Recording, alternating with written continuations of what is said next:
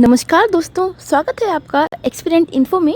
आज का हमारा टॉपिक है ब्लूम की टैक्सोनॉमी, जो कि आपके केवीएस के पॉइंट ऑफ व्यू से बहुत ही इंपॉर्टेंट टॉपिक है। इससे लास्ट ईयर भी काफ़ी बार क्वेश्चन देखे गए हैं, इवन हर साल इससे क्वेश्चन आना तय है। तो आप प्लीज़ इस वीडियो को पूरा देखना और अंत में हमें कमेंट करके ज़रूर बताना कि आपको वीडियो कैसा लगा। देखिए, ब्लूम की टैक्सोनॉमी आपने पहले भी पढ़ी होगी सीटेट वगैरह में भी। आज हम थोड़ा इसको और अच्छे से समझेंगे और पढ़ेंगे। और इस टॉपिक को बिल्कुल भी इग्नोर मत करिएगा, बिकॉज ये हर बार इससे प्रीवियस ईयर में क्वेश्चन देखा गया है। अगर आपको मेरी बात पे यकीन नहीं है तो आप खुद भी जाके, जो मैंने प्रीवियस ईयर के एनालाइज कराए थे, आप उसमें जाके देख सकते हैं कि हर बार इस टैक्सोनॉमी से क्वेश्चन पूछा गया है। तो ये बहुत ही इंपॉर्टेंट है आपके एग्ज़ाम के पॉइंट ऑफ व्यू से, तो प्लीज़ इसको इग्नोर मत करिएगा। देखिए बच्चों, हम बात कर रहे हैं ब्लूम की टैक्सोनॉमी की। देखिए, ब्लूम ने टैक्सोनॉमी दी, इसमें इनके कुछ फ्रेंड्स थे, उन्होंने भी सपोर्ट दिया था। तो 1956 की कहानी है। 1956 में क्या हुआ, ब्लूम ने और उनके दोस्तों ने मिलकर क्या किया, एक वर्गीकरण किया। किसको लेकर? बच्चे के विकास को, बच्चे की लर्निंग को लेकर।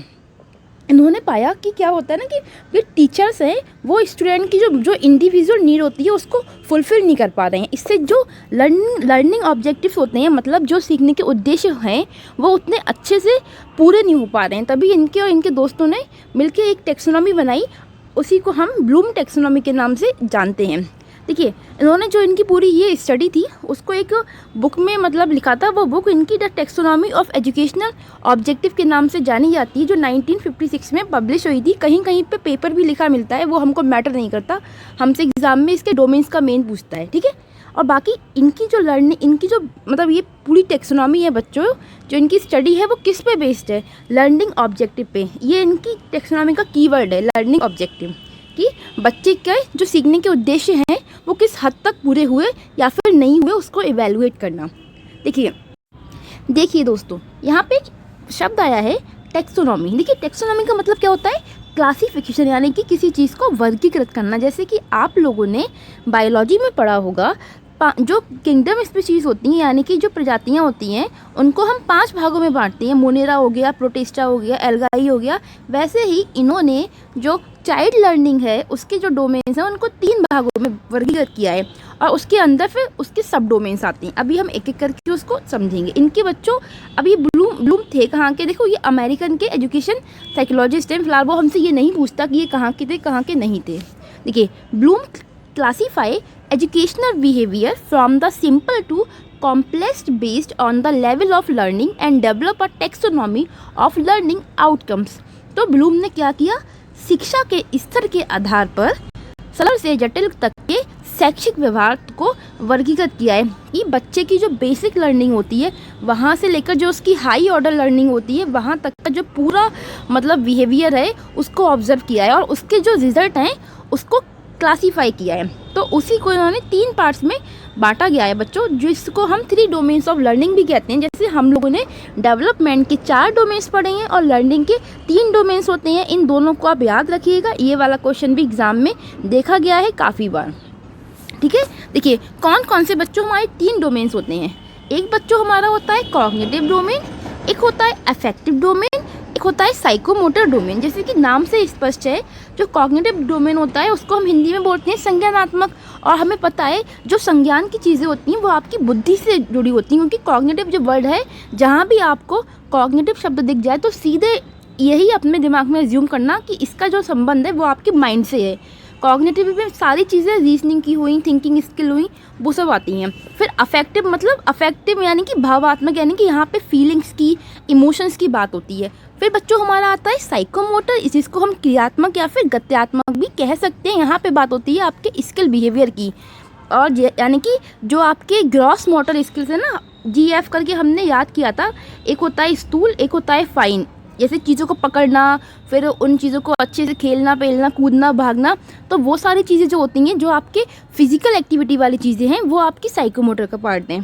देखिए, कॉग्निटिव जो हमारा डोमेन है बच्चों, इसको आप एक और तरीके से याद रख सकते हैं, के क्या है बच्चों? के से होता है नॉलेज, और नॉलेज कहाँ होती है? आपके कॉग्निशन में होती है ना। वैसे ही बच्चों हमारा एस से क्या होता है? स्किल होता है। स्किल क्या? साइकोमोटर की, आपको किसी काम को करने की आपके अंदर कैसी स्किल्स हैं। हर व्यक्ति में क्या होती हैं? हर कार्य को करने के लिए इंडिविजुअल स्किल्स होती हैं। तो स्किल्स हमारा जाता है साइकोमोटर में। और जो एटीट्यूड है वो क्या है आपका अफेक्टिव से संबंधित है कि आप किसी काम को किस वे में करते हो, मतलब आपके अंदर उसको लेकर फीलिंग्स इमोशंस क्या हैं, या फिर आप किसी चीज़ को लेकर कितने तत्पर हो।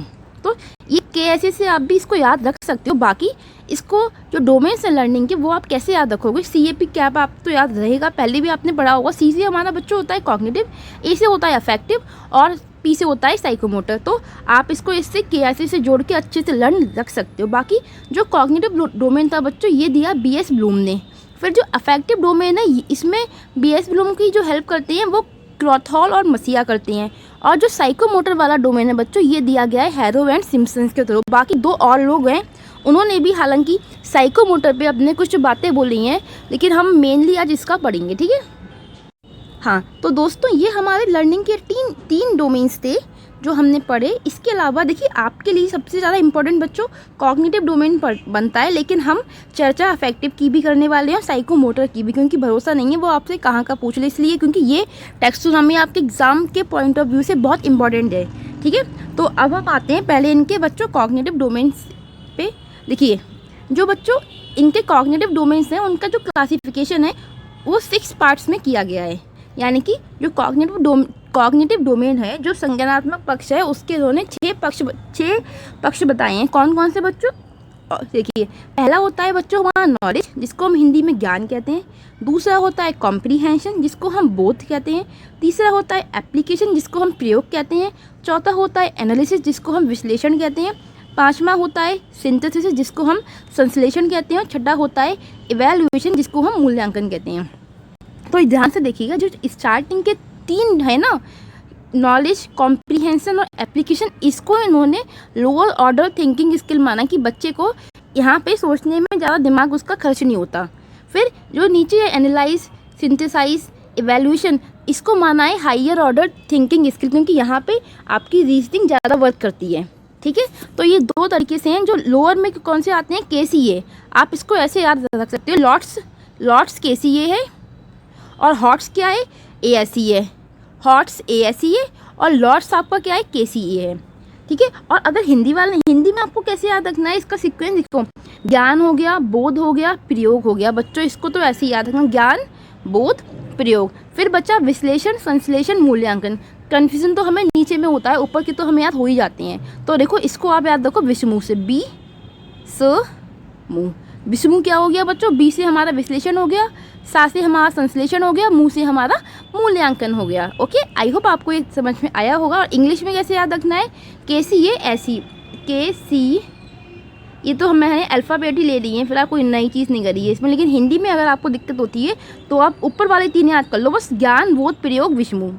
विषमूह मैं फिर से लिखती हूँ, B स मुँह। V से हमारा क्या हो गया बच्चों? विश्लेषण हो गया, सा से हमारा संश्लेषण हो गया, मुँह से हमारा मूल्यांकन हो गया। और ये जो बच्चों नॉलेज होता है ना, सबसे लोएस्ट ऑर्डर थिंकिंग होता है, मतलब सबसे कम जो थिंकिंग बच्चे की लगती है वो नॉलेज में लगती है। और जो बच्चों इवैल्यूएशन होता है ये थिंकिंग का हाईएस्ट लेवल है। इसको हम अच्छे से डिस्क्रिप्शन के साथ में आगे बढ़ने वाले हैं, अभी हम जस्ट आपको ओवरव्यू दे रहे हैं। ओके, फिर बच्चों क्या हुआ, 2001 में कहानी घटती है कि जो डेविड क्लेथहॉल थे और रॉलिन एंडरसन थे, इन्होंने क्या किया, इसका एक मतलब जो कॉग्निटिव डोमेन था इसकी रिवाइज की प्रस्तुत करते हैं। ये देखिए क्या किया इन्होंने, इसमें क्या किया ना, 2 शब्द हैं हमारे जो कि हैं सिंथेसाइज और इवैल्यूएशन। इसको मैंने जो ऊपर लिखी थी ब्लूम की टैक्सोनॉमी, उसको नीचे से ऊपर लिख दिया है, ठीक है। तो इन्होंने सिंथेसाइज को माना है क्रिएट और इवैल्यूएशन को माना है इवैल्यूएट। देखो क्या किया गया, इन्होंने इवैल्यूएशन को और सिंथेसाइज की जो पोजीशन है वो चेंज की है और इसमें कुछ नहीं हुआ है। इवैल्यूएशन हमारा बच्चों पहले आ गया है और सिंथेसाइज को उन्होंने बना दिया क्रिएट, जो कि हमारा लास्ट में पहुंच गया है। तो इवैल्यूएशन की और सिंथेसाइज की जो पोजीशन है वो आपस में इंटरचेंज की गई है। देखिए इन्होंने जो रिवाइज टैक्सोनॉमी दी है उसमें क्या किया है, ये बच्चों हमारा क्या बना दिया है, वर्ब बना दिया है। किससे? नाउन से। ये हमारा नाउन की जो फॉर्म में लिखा है और नाउन से उन्होंने वर्ब में ट्रांसफॉर्म किया है इन द शॉर्ट वे।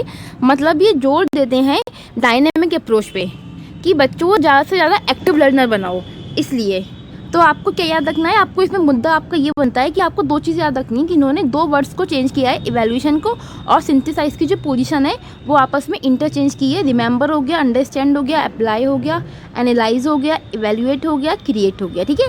आप इसको याद रख सकते हैं रिवाइट से, और इसको तो मैं KCA ऐसे ही बता ही दिया है ऊपर भी, तो इसको आप पढ़ लेना। वैसे वो आपसे जनरली इससे क्वेश्चन ज़्यादा पूछे जाते हैं, आपकी पुरानी वाली जो टेक्सोनॉमी है, लेकिन आपके लिए नई वाली भी आपकी दिमाग में होनी चाहिए।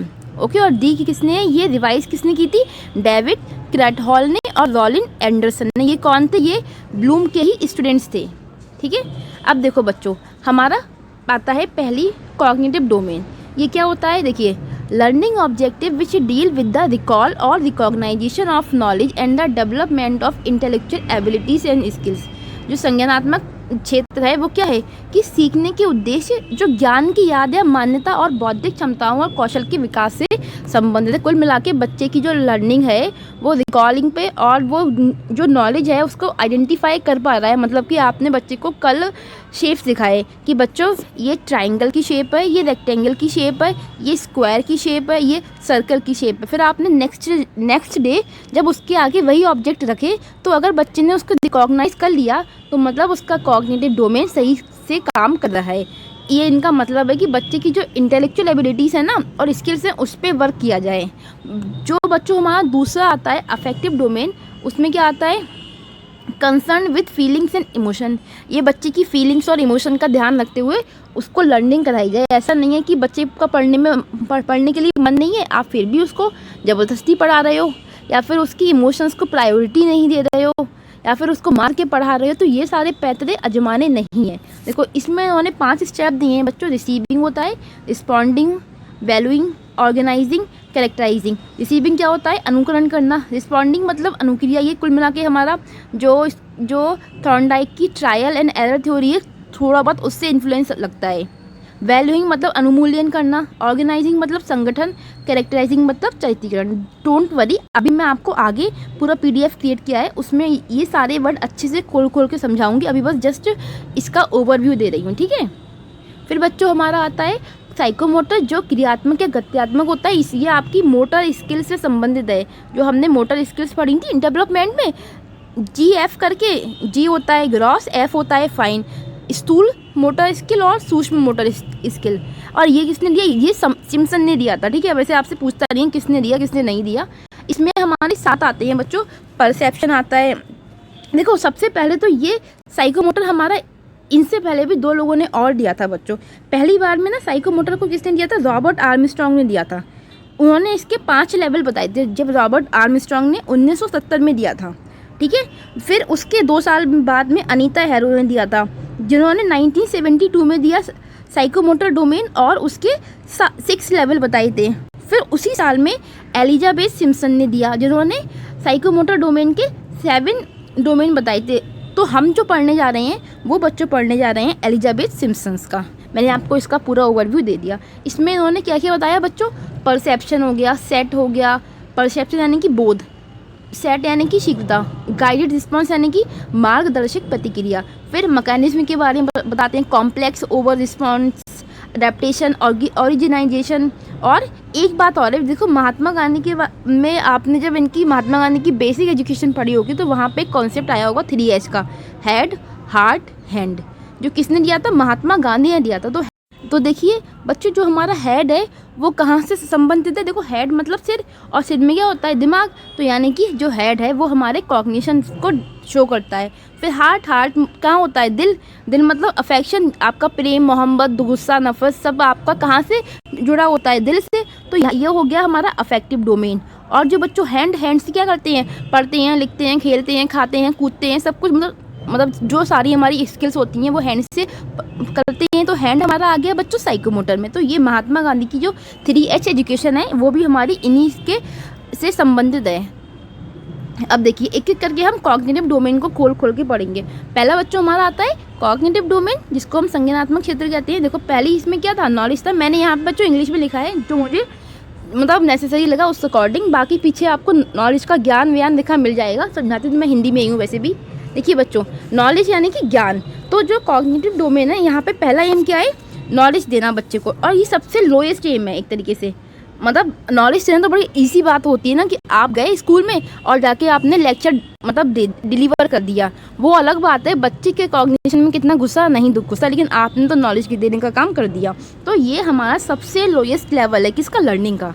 नॉलेज। यहाँ पे क्या होता है, इन्फॉर्मेशन को रिकॉल कराते हैं। जैसे आपने देखा होगा स्कूल में क्या होता है ना, जब टीचर आते हैं तो वो बोलते क्या है ना कि एक बच्चा होता है खड़ा होता है, फिर उससे कहते हैं जाओ बेटा ये चैप्टर की रीडिंग लगाओ। तो बच्चा जब उस चैप्टर की रीडिंग लगा रहा है तो वो क्या हो रहा है, उस चैप्टर के गो थ्रू हो रहा है, मतलब उस चैप्टर की नॉलेज को ले रहा है, उसे जस्ट पढ़ रहा है बिना समझे कि उसका मीन क्या है, जस्ट रीडिंग। तो वो हमारा क्या है, नॉलेज है। वो हमारी जो एक्टिविटी आ गई वो आ गई नॉलेज में। इसमें क्या होता है, जैसे कि एग्जांपल लिखा है name 3 common types of flowers, कि आपने बच्चे के आगे क्या रखे, 3 कॉमन टाइप के फ्लावर्स रखे और फिर उसको दिखा दिया। फिर नेक्स्ट डे क्या किया, उन्हीं कॉमन टाइप के जो फ्लावर्स थे वो उससे पूछ लिए जो उसकी नॉलेज में कंटेन होंगे। तो यहाँ पे क्या होता है, हम बच्चे को नेमिंग चीज़ें या मतलब उनके लिए लेबल्स करना सिखाते हैं, या फिर हम उनके लिए इस कोई भी चीज़ का नाम वाम बता रहे हैं। तो कुल मिला के डायरेक्ट वे में आप बच्चे को नॉलेज दे रहे हो कि आप जो पढ़ा रहे हो वो चल रहा है, उसके दिमाग में क्या जा रहा है वो मैटर नहीं करता। यहाँ पे जस्ट आपने बच्चे को स्टैंड अप किया, बच्चे को रीडिंग लगवाई, बच्चे को कितना समझ आया नहीं आया वो चीज़ नहीं, बच्चे ने बस उस रीडिंग को जस्ट नॉलेज के पार्ट में रीड कर लिया। तो वो हमारा जो स्टेप है वो नॉलेज का पार्ट है। फिर बच्चों दूसरा हमारा जो स्टेप आता है वो आता है कॉम्प्रीहेंशन। जैसे कि नाम से ही क्लियर है, कॉम्प्रीहेंशन मीन्स क्या होता है, समझ। यहाँ पे क्या है, बच्चे ने वो जो रीडिंग लगाई थी तो उस रीडिंग का बच्चे को कितना समझ में आया। तो अगर बच्चे को समझ में आया, आपने उस चैप्टर के बारे में नेक्स्ट डे बच्चे से क्वेश्चन किया, बच्चे ने सही आंसर दे दिया, तो इट्स मीन बच्चे को वो चैप्टर क्या है, बच्चे के दिमाग में गया, बच्चे को उस चैप्टर की समझ आई। तो वही है कि making sense out of information, जो भी आपने इन्फॉर्मेशन गेन की है उसके बारे में सेंस निकाल पाना, उसको समझ पाना। जैसे कि ट्रांसलेट करना, जैसे इंग्लिश को हिंदी में ट्रांसलेट करना, हिंदी को इंग्लिश में ट्रांसलेट करना, समराइज़ करना चीज़ों को, या फिर डिफरेंस बताना। डिफरेंस व्यक्ति कब बताएगा, जब उसको पास में नॉलेज होगी, जब उसने दोनों चीज़ों के बारे में अच्छे से पढ़ा होगा, तभी तो वो दो चीज़ों का डिफरेंस बता पाएगा। कंपैरिजन करना, तो ये सारी चीज़ें किससे होती हैं, हमारी समझ से होती हैं कि हम चीज़ों को समझ पा रहे हैं और फिर हम उन पे परफॉर्म कर रहे हैं। फिर हमारा बच्चों तीसरा इनका आता है एप्लीकेशन, मतलब अनुप्रयोग करना। अब बच्चे ने वो क्या किया, मतलब टीचर ने बच्चे से क्वेश्चन पूछा था, बच्चे ने उसका आंसर दे दिया, यानी कि उसने कॉम्प्रीहेंशन वाला लेवल पार कर लिया। फिर आता है एप्लीकेशन, मतलब कि उस नॉलेज को जो उसने कॉम्प्रीहेंस किया है वो आगे कैसे यूज़ करता है उसके सामने जब नई नई सिचुएशंस आती हैं। जैसे होता है कि बच्चे को आपने क्लास में कोई क्वेश्चन पूछा, अब वो उसने आपको आंसर दे दिया, कहानी वहाँ पे ख़त्म हो गई। अब थोड़े टाइम बाद में वैसा ही क्वेश्चन उसके किसी एग्ज़ाम में दिखता है, तो अगर बच्चा वहाँ एग्ज़ाम में उस क्वेश्चन का सही आंसर लिख पाए तो मतलब उसने अपनी जो नॉलेज थी, जो उसे कॉम्प्रीहेंस किया था, उसका सही उपयोग किया। तो वो क्या एप्लीकेशन है कि अपनी जो प्रायर नॉलेज है उसका नई सिचुएशन में यूज़ करना। जैसे कि थ्योरीज़ हो गई, रूल्स हो गए, मेथड्स हो गए, कॉन्सेप्ट हो गए, प्रिंसिपल्स हो गए, इन सब का प्रैक्टिकल यूज़ की बात हो रही है कि बच्चे को क्लास में थ्योरी पढ़ाया और थ्योरी बच्चों को नेक्स्ट डे पूछ लिया आपने, बच्चे ने कॉम्प्रीहेंस का, अगर बच्चे ने समझ लिया है तो वो आपको थ्योरी बता पाएगा। फिर बच्चे से आपने लैब में ले जाके कोई एक्टिविटी कराते हो। तो ये सारी चीज़ें कुल मिला के एप्लीकेशन में क्या आता है, उस नॉलेज का प्रैक्टिकल यूज़ आ रहा है। ठीक है, फिर इनका चौथा पक्ष आता है बच्चों, जिसे कहते हैं एनालाइज। एनालाइज मतलब क्या होता है, किसी चीज़ को विश्लेषण करना, किसी चीज़ को मतलब कोई बड़ा सी चीज़ है उसको छोटे छोटे पार्ट्स में तोड़ के और फिर उसको एनालाइज करना होता है। जैसे कि आपने देखा होगा कि जैसे क्या यूट्यूब पे क्या होता है कि कोई भी एग्ज़ाम होता है तो टीचर्स क्या करते हैं, उन एग्ज़ाम का एनालाइज कराते हैं, जिससे कि बच्चों को अच्छे से चीज़ों को समझ हो सके कि हाँ क्वेश्चन का जो पैटर्न है वो क्या चल रहा है। देखो, break down information into their sub parts, मतलब जो एक बड़ी सी पूरा ज्ञान है उसको हम क्या करें, छोटे छोटे पार्ट्स में तोड़ें और फिर उसको समझें। जैसे कि आपने देखा होगा जब आप छोटे हो गए तो जो बड़े बड़े क्वेश्चन आंसर्स हुआ करते थे उसको टीचर्स लोग क्या बोलते थे कि बेटा इसको ना छोटे छोटे सब पार्ट्स में तोड़ लो फिर याद कर लो। या फिर अगर कोई स्पेलिंग ऐसी आती है जो काफ़ी बड़ी है तो क्या बोलते हैं टीचर्स कि बेटा इसको बीच में तोड़ के देखो कि पहले इतना क्या लिखा है फिर इतना क्या लिखा है। तो यानी कि जो भी ज्ञान आप हासिल करने जा रहे हो उसको आप ब्रेक डाउन करके समझो, ईजिली उसका एनालाइज कर सको। यानी कि आइडेंटिफाई करना, चीज़ों को सब डिवाइड करना, डिफ्रेंशिएट करना, ये सब क्या, ये सब लर्निंग आउटकम्स है हमारे एनालाइजिंग के जो निकल के आते हैं। ठीक है, फिर आता है बच्चों सिंथेसाइज करना। देखो सिंथेसाइज क्या होता है, एनालाइज होता है विश्लेषण करना और सिंथेसाइज होता है संश्लेषण करना, कि आपने जो भी एनालाइज किया है उसे जोड़कर आप एक नई जो नॉलेज है उसका निर्माण करते हो। जैसे कि to put information together to form a new whole, जितनी बार आपने ये इन्फॉर्मेशन को छोटे छोटे पार्ट्स में ब्रेक डाउन किया था, फिर आपने इसको जोड़ के एक बड़ा सा पार्ट बना दिया। मतलब छोटी छोटी नॉलेज को जोड़ के आपने बड़ी सी नॉलेज बना ली। जैसे कि अगर मैं बताऊँ आपके लिए, आपको किसी क्वेश्चन का आपको ऐसे लिखने को दिया गया है, ठीक है, तो ऐसे आपको दिया गया है स्कूल के बारे में कि अपने स्कूल के ऊपर ऐसे लिखो। तो आपने क्या किया, आपने थोड़े टाइम तक थोड़ा सोचा कि मैं स्कूल में कौन कौन से ऑब्जेक्ट, मतलब कौन कौन सी हेडिंग्स का यूज़ कर सकता हूँ। पहले तो हमारा क्या होता है, इंट्रोडक्शन होता है, फिर होता है कि विद्यालय में क्या है क्या नहीं है बाकी। तो बच्चे ने क्या किया, ये 4-5 जो हेडिंग्स थी वो पहले दिमाग में सोच ली, और उन हेडिंग्स को सोचने के बाद में उन पे पूरा एक मतलब ऐसे लिख दिया, और वो क्या हुआ, पूरा उसका ऐसे बन के तैयार हो गया। तो ये क्या हुआ, उसने उन छोटी छोटी जो इन्फॉर्मेशन की सब पॉइंट बनाए थे उनको कनेक्ट करके एक पूरी जो ऐसे था वो तैयार कर दिया। तो इसी को हम बोलते हैं बच्चों सिंथेसाइज करना, कि छोटी छोटी इन्फॉर्मेशन को जोड़कर एक नई इन्फॉर्मेशन को क्रिएट करना। जैसे आप लोगों ने CID वगैरह देखते होगे, तो उसमें CID तो देखा ही होगा बचपन में, अभी भी पता नहीं आता है नहीं आता है, मुझे पता नहीं फिलहाल।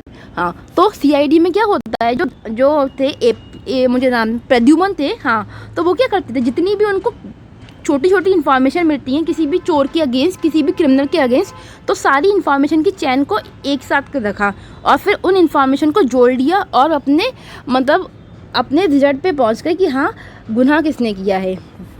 तो यहाँ पे क्या आता है बच्चों, रिसर्च हो गई हमारी, चीज़ों को रीअरेंज करना हो गया, रिकंस्ट्रक्शन हो गया। तो ये सारी चीज़ें हमारा सिंथेसाइज के लर्निंग आउटकम्स हैं। जो रिसर्च होती है ना, लोग रिसर्च करते हैं, PhD वगैरह करते हैं, वो क्या है, सिंथेसाइज करना है कि आप चीज़ों को, बहुत सारी चीज़ों को छोटा छोटा लेकर फिर उसको बड़ा करके लिख रहे हो। फिर बच्चों इनका लास्ट आता है इवैल्यूएशन, जो कि हाईएस्ट लेवल है, और नॉलेज क्या आता है, लोएस्ट लेवल था।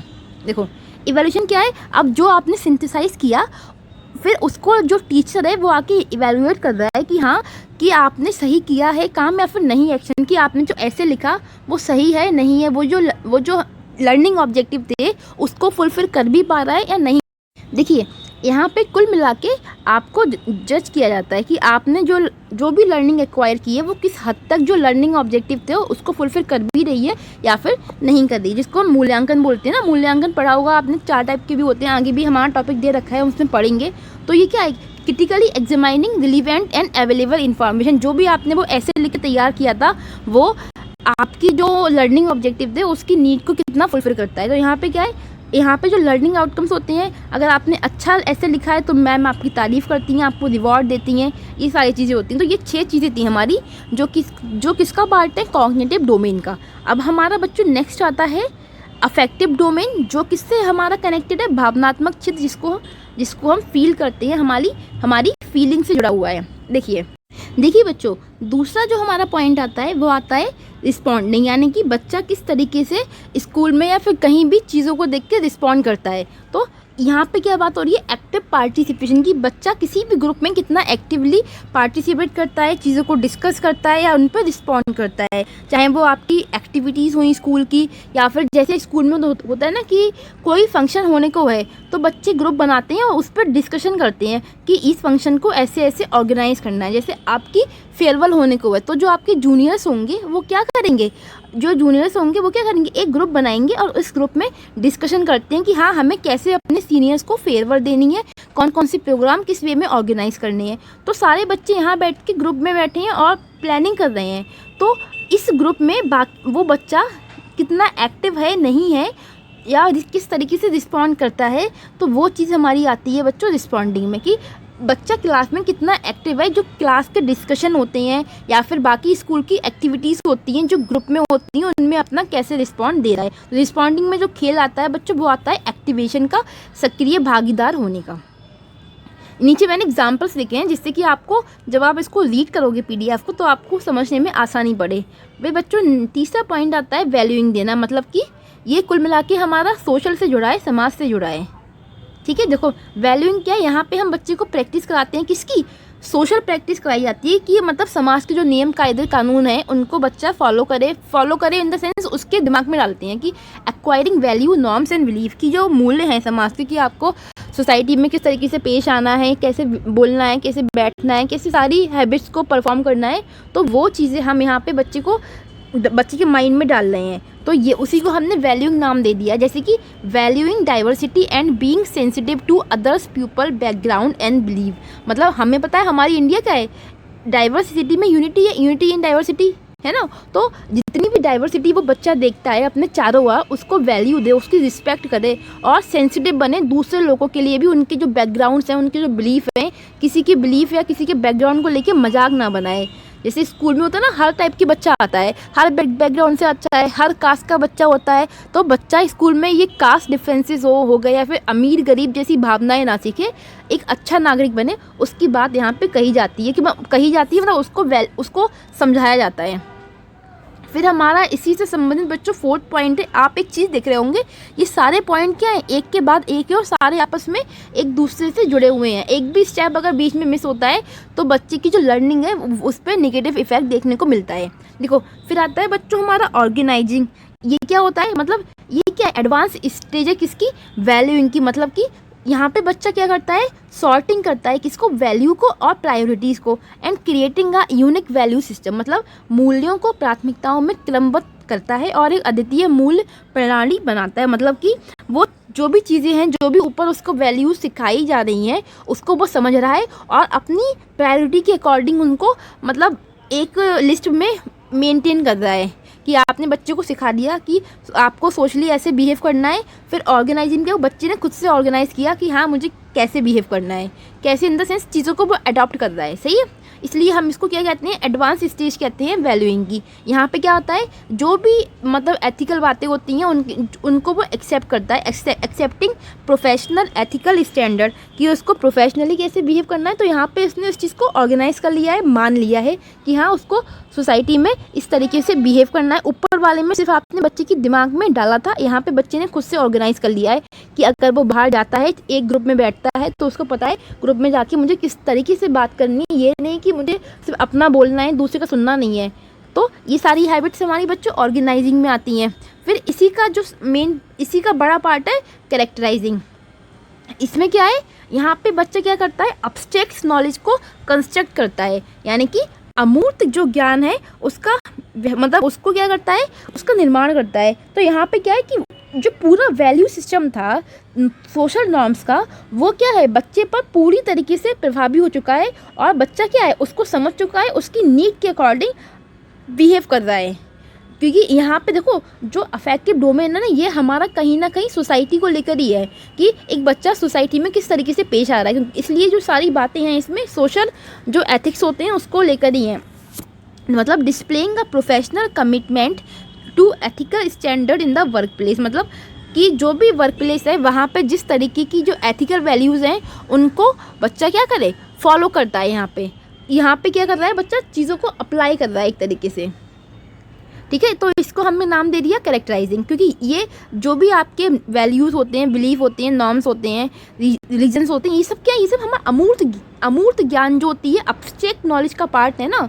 तो इसलिए फिर बच्चों इसका एक पार्ट, हाँ फिर ये 5 ही पार्ट थे हमारे इसमें जो कि ख़त्म हो गए। तो यहाँ पे हमने क्या देखा, अफेक्टिव डोमेन ने कुल मिला के आप बच्चे को तैयार करती होगी सोसाइटी में, ग्रुप में, या फिर वर्क प्लेस पे, या फिर स्कूल में आप बच्चे को किस तरीके से बिहेव करना है, किस तरीके से उसके इमोशंस में आपको स्टेबिलिटी लेके आनी है। ये सारी चीज़ें बच्चा सीखता है अफेक्टिव डोमेन के अंदर, क्योंकि ये बच्चे के भावात्मक, बच्चे की भावनाओं से, बच्चे की फीलिंग से कनेक्टेड होते हैं। फिर हमारा लास्ट आता है बच्चों साइकोमोटर डोमेन, जो क्या है, क्रियात्मक क्षेत्र जिसको हम कहते हैं, जो बच्चे की मतलब जो स्किल्स होती हैं, जो एक्ट होता है, बच्चा कैसे एक्ट करता है उससे संबंधित है।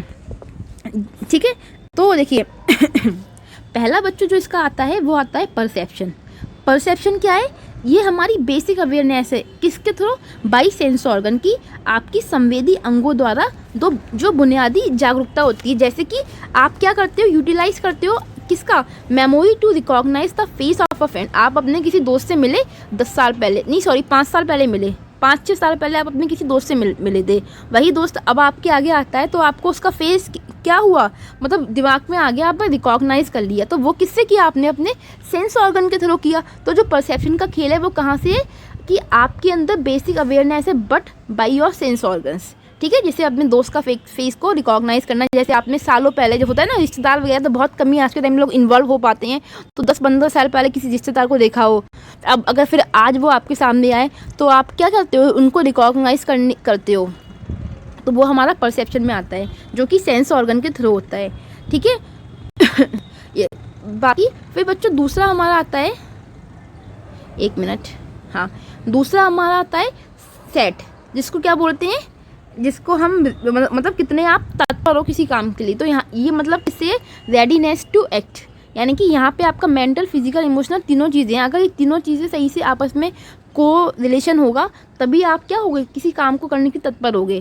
तो ये क्या है, कार्य करने की तत्परता है। ये मतलब desire to learn how to throw a perfect strike, मतलब आपके अंदर इच्छा हो कि कैसे आप एक बार में परफेक्ट स्ट्राइक कर सकते हो, है ना। या फिर आप अगर मैं कहूँ कि आपके अंदर इच्छा हो कैसे मैं एक बार में ही एग्ज़ाम को 100% दूँ और इसमें पास हो जाऊँ, तो ये वाली जो इच्छा है ना, ये क्या है, ये सेट है।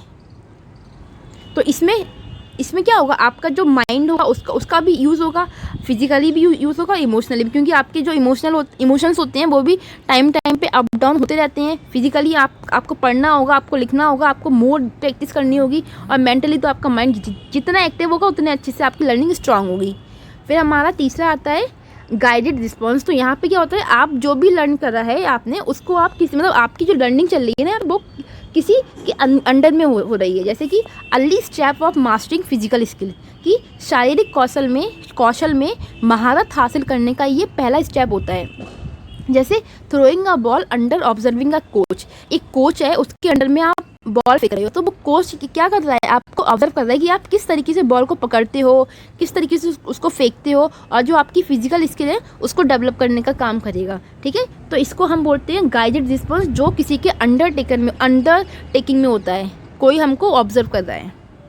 फिर हमारा फोर्थ आता है मैकेनिज्म। ये क्या है, मतलब जो भी आपने लर्न की है स्किल, उसको क्या करना, वो आपकी हैबिट का पार्ट बन गई, मतलब learn response has become habitual, यानी कि सीखी हुई प्रतिक्रिया क्या है, आपकी आदत बन चुकी है। मतलब successfully throwing a ball to the catcher, अब आप इजीली कोई भी मतलब बॉल है उसको आराम से कैचर में डाल सकते हो। पहले आपने स्टार्टिंग में प्रैक्टिस की होगी, नहीं पड़ती होगी, लेकिन धीरे धीरे फिर क्या हुआ, वो प्रैक्टिस कर करके आपकी वो जो लर्निंग थी वो स्ट्रांग हो गई, और फिर अब आप ईजिली से उसको डाल सकते हो, अभी आपकी हैबिट का पार्ट है। जैसे होता है ना कि जब बच्चा छोटा होता है तो उसके लिए ABCD लिखने कितना बड़ा टास्क होता है, उसको हम पहले डॉट डॉट करके लिखवाते हैं, और फिर हम उसको क्या करते हैं, जो स्क्रैप बुक्स आती हैं उसमें प्रैक्टिस कराती हैं, लिखवाते हैं। पहले उसको कैपिटल लेटर सिखाते हैं, फिर स्मॉल, फिर कर्सिव राइटिंग। तो इस तरीके से वो क्या होता है, वो चीज़ें अब वही बच्चा जो 4 साल में लर्निंग स्टार्ट करता है, फिर जब वो 6-7 साल का हो जाता है तो उसके लिए लिखना कोई बड़ी बात होती है नहीं, क्योंकि वो उसकी हैबिट का पार्ट बन चुकी है। तो वही चीज़ यहाँ पे हमारा मैकेनिज्म है कि कोई भी चीज़ आपने जो लर्न करी हो, तो अब वो आपकी हैबिचुअल आ गई, बड़ा ईजी लगने लगा आपके लिए। फिर देखिए बच्चों, 5वां हमारा पॉइंट आता है कॉम्प्लेक्स ओवर्ट रिस्पॉन्स, यानी कि कोई भी जो प्रॉब्लम है जो बहुत कॉम्प्लेक्स है उसके प्रति भी आप इजीली रिस्पॉन्स कर पा रहे हो, यानी कि स्किलफुली परफॉर्मिंग कॉम्प्लेक्स मूवमेंट, यानी कि कुशलता से जटिल आंदोलनों का प्रदर्शन करना। यानी कि यहाँ बेटा आंदोलन नहीं होगा, यहाँ पे होगा मूवमेंट का, तुम आंदोलन मत समझना, मतलब अपने जो हाथ पैर चलाना है वो समझिएगा। देखिए इसका एग्जाम्पल कैसे समझते हैं, जैसे कि क्लास 6 में आपने बच्चे को रेशियो चैप्टर पढ़ाया था, तो उस समय उसके लिए रेशियो का कॉन्सेप्ट एकदम नया था, लेकिन वही बच्चा जब 10th में आता है या 12th में आता है, तो अगर उसके लिए फिर क्या होगा, रेशियो के से संबंधित जो भी प्रॉब्लम्स आती हैं वो बड़ी इजी बन जाती हैं, क्योंकि वो उसमें मतलब स्किल हो चुका है ना अच्छे से। तो वो क्या है, इसके लिए अब जो रेशियो से जितने भी हार्ड से हार्ड क्वेश्चंस होंगे उनको भी सॉल्व करने के वो एबल होगा। तो ये सारी चीज़ें क्या हुई, उसने अपनी उस स्किल पे वर्क किया, उस रेशियो चैप्टर की इतनी अच्छी बार प्रैक्टिस करी कि अब उसके लिए उससे संबंधित कोई भी समस्या हार्ड नहीं लगती। तो वही हमने कहा है कि स्किलफुली जो परफॉर्म होते हैं उस आप कर पाते हो, कॉम्प्लेक्स जो समस्या होती हैं उनके लिए भी। जैसे कि throwing a perfect strike to the catcher's glove, जो कैचर्स ग्लोव होते हैं बेसबॉल वाले, उनके हाथ में आप परफेक्टली स्ट्राइक कर पाते हो। तो ये हमारा क्या है, कॉम्प्लेक्स ओवर्ट रिस्पॉन्स। फिर आता है बच्चों एडेप्टेशन। एडेप्टेशन मतलब यानी कि अनुकूलन जिसको हम कहते हैं, हमने प्राचीन में पढ़ा है ये। देखो घूम फिर के इन सब की ना जो कीज़ हैं, जो कीवर्ड हैं, उसमें हल्का फुल्का चेंज है, बात सबकी एक ही है। ये क्या है, ये वो स्किल्स हैं जो कि बहुत डेवलप होती हैं और जिनको हम कुछ मतलब नीड्स के अकॉर्डिंग मॉडिफाई भी कर सकते हैं। मतलब कि skills are so develop that they can be modify if needs, यानी कि कौशल इतने विकसित होते हैं कि बच्चा इतना समझदार हो चुका है कि अगर ज़रूरत पड़ता है तो वो अपनी नॉलेज को अपडेट कर सकता है, नीड के अकॉर्डिंग वो अपडेट कर सकता है, उसको कन्फ्यूज़न क्रिएट नहीं होगा। उसी को हमने क्या कहा है बच्चों, अडेप्टेशन का है कि आप इतने डेवलप हो चुके हैं, आपकी स्किल्स इतनी अच्छी से डेवलप हैं कि आप उसको मॉडिफाई कर पा रहे हो जब भी आपको नीड लगती है। जैसे हमारे जो संविधान वगैरह, संविधान में जो अमेंडमेंट होते हैं तो उसमें भी क्या होता है, टाइम टू टाइम चेंजेस आते रहते हैं ना। तो वैसे ही जब नीड पड़ती है तो वैसे ही आप भी क्या हो, जो आपकी लर्निंग है साइकोमोटर डोमेन की, उसमें आप अडेप्ट कर पा रहे हो चीज़ों को अपनी नीड के अकॉर्डिंग। आपको लगता है जैसे फ़ोन में अपडेट होता है वैसे ही बच्चे की लर्निंग में अडेप्टेशन होता है। ठीक है, फिर हमारा एक और आता है जो कि लास्ट है, जिसको हम कहते हैं ओरिजिनेशन। इसमें क्या है बच्चों कि the ability to create new movements depending on the situation और प्रॉब्लम। मतलब कि स्थिति या समस्या के आधार पर नए मूवमेंट्स बनाने की जो क्षमता होती है। मतलब यहाँ पे बिल्कुल आपकी हायर ऑर्डर स्किल है वो वर्क करती है कि आपके सामने कोई भी नई समस्या आ गई और उसके अकॉर्डिंग आप डील कर पा रहे हो। यानी कि कुल मिला के जो आपका प्रॉब्लम सॉल्विंग एटीट्यूड है उसकी यहाँ पे बात हो रही है कि प्रॉब्लम न्यू है, आप उसको अच्छे से टैकल कर पा रहे हो क्योंकि आपकी स्किल क्या है, फुली डेवलप है। अब उसमें आप कोई भी नई इन्फॉर्मेशन डालोगे भी तो उसको एडजस्ट कर पा रहे हो। ठीक है, तो कहीं ना कहीं ये हमारा एक तरीके से एसिमिलेशन से भी आप समझ सकते हो, ये उसी की से मिलता जुलता है। बट आप इसे याद रखोगे ओरिजिनेशन से ही कि इसमें क्या हो रहा है, ये आपकी प्रॉब्लम सॉल्विंग स्किल की बात करता है कि आपके सामने कोई प्रॉब्लम आ रही है तो आप उसको ईजिली ट्रैक कर पा रहे हो, उसको सॉल्व कर पा रहे हो। जैसे सही बॉल फेंकने के लिए आवश्यक कौशल सेट लेना और कर्व बॉल फेंकना सीखना। पहले आपने क्या किया, बच्चे को सही बॉल फेंकना सिखाया, उसकी बेटा ऐसे बॉल को पकड़ती हैं, ऐसे ऐसे करके थ्रो करते हैं। फिर आपने बच्चे को कर्व में कैसे बॉल फेंकती है ये फेंकना सिखाया। तो ये क्या है कि जो एबिलिटी है नई नई मूवमेंट करना नई सिचुएशन के अकॉर्डिंग। मैंने नीचे एग्जाम्पल से देखी जैसे कि जब आप इसको रिवाइज करोगे तो आपको तकलीफ नहीं होनी चाहिए। बाकी हमारे जो डोमेन्स हैं बच्चों, इनमें घुमा फिरा के 3 बातें बोली गई हैं। जो फिजिकल, जो हमारा कॉग्निटिव था वो आपके दिमाग से संबंधित है कि बच्चे की जो बौद्धिक जो कौशल है, जो उसकी रीजनिंग है, उस पर ज़्यादा जोर देना चाहिए जिससे कि जो उसकी मेंटल एबिलिटी है वो अच्छे से डेवलप होगी। दूसरा आता है हमारा अफेक्टिव डोमेन। यहाँ पे बात होती है बच्चे के इमोशंस की, फीलिंग्स को भी आपको वैल्यू देनी है, उसकी जो भावनाओं का ध्यान रखना है कि वो कब सीखने के तत्पर है नहीं है, जो उसकी इंडिविजुअल नीड्स हैं उसका ध्यान रखना है। फिर हमारा आता है साइकोमोटर। ये बच्चे के फिजिकल स्किल से संबंधित है कि वो मतलब जो उसकी मोटर स्किल्स हैं वो किस तरीके से वर्क करती हैं, आपको उसको वर्क कराना है। तभी तो स्कूल में क्या होता है, स्पोर्ट्स एक्टिविटीज़ होती हैं। वो किस लिए होती हैं कि बच्चे का क्या हो, बच्चे का जो फिजिकल डेवलपमेंट है वो अच्छे से हो सके। तो ये 3 बातें थी इनकी थ्योरी की, जो आप अच्छे से समझ लेना, इसको 2-3 बार देखना फिर आपको समझ में आ जाएगी। अब बच्चों इसका देखो एजुकेशन इम्प्लीकेशंस क्या है, वैसे मैंने साथ में पढ़ा दिए थे, इसे आप लोग खुद पढ़ लेना कि identify the key learning objective, कि जो लर्निंग हो रही है उसके ऑब्जेक्टिव बताओ कि लर्निंग करा क्यों रहे हो।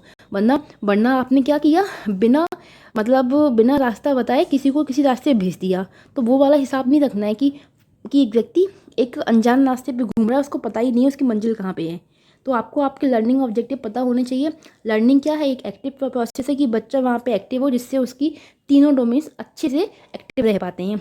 फिर क्या, use in classroom when planning activity and making test. मतलब एक्टिविटी वगैरह प्लान करनी चाहिए, टेस्ट वगैरह करना चाहिए, असेसमेंट करते रहना चाहिए। इससे पता लगता है क्लास में जो आपने पढ़ाया वो किस हद तक बच्चे ने समझा, कितना उसके दिमाग के ऊपर से गया। अब आपको अपना जो नया सिलेबस तैयार करना है या फिर करिकुलम तैयार करना है, उसमें कौन कौन सी नीड्स को फुलफिल करना है। फिर आता है help in critical and creative thinking. उसकी क्रिटिकल थिंकिंग को बढ़ावा देना है जिससे कि वो क्रिएटिविटी चीज़ों को सोच सके। तो इस तरीके के इनके बच्चों एजुकेशन इम्प्लीकेशंस हैं। और आई होप आपको ये थ्योरी अच्छी लगी होगी। अगर अच्छी लगी हो प्लीज़ वीडियो को लाइक करना, शेयर करना और चैनल को सब्सक्राइब करना ना भूलें। और कमेंट करके हमें ज़रूर बताना कि आपको वीडियो कैसा लगा। ये बहुत इंपॉर्टेंट टॉपिक है, प्लीज़ इसको इग्नोर मत करना आपके एग्ज़ाम के पॉइंट ऑफ व्यू से। और बाकी PDF के लिए आप हमारे टेलीग्राम को ज्वाइन कर सकते हैं जिसकी लिंक मैं डिस्क्रिप्शन बॉक्स में डाल देती हूँ। मिलते हैं अपनी अगली क्लास में, बाय।